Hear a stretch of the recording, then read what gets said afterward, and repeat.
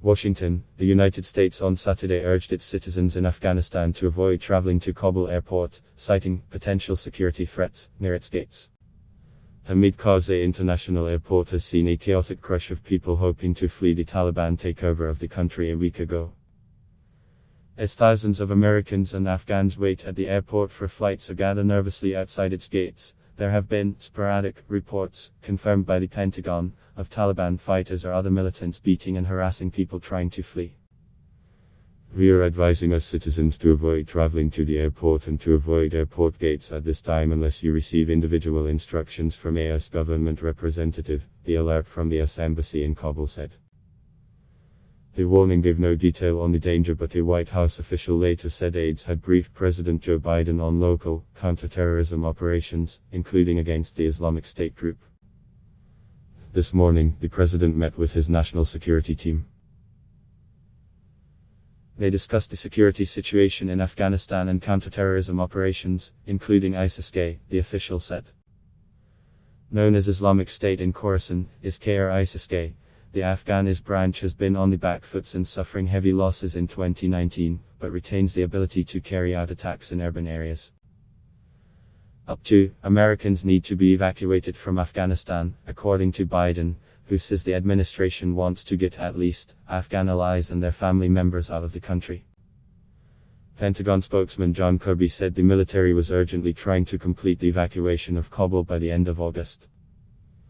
We've been very honest about the fact that we know that we are fighting against both time and space, he said, adding, that's the race we are in right now.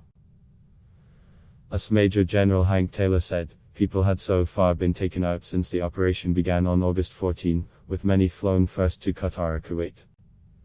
The total included Americans.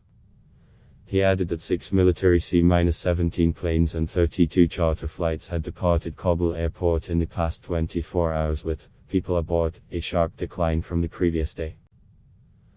On Friday, the US military sent helicopters to rescue over 150 Americans unable to reach the airport gates, an official said. Biden has promised to help any American in Afghanistan seeking to evacuate, saying, any American who wants to come home, we will get you home. But he has also admitted that the presence of thousands of US soldiers at the airport does not guarantee safe passage through Kabul.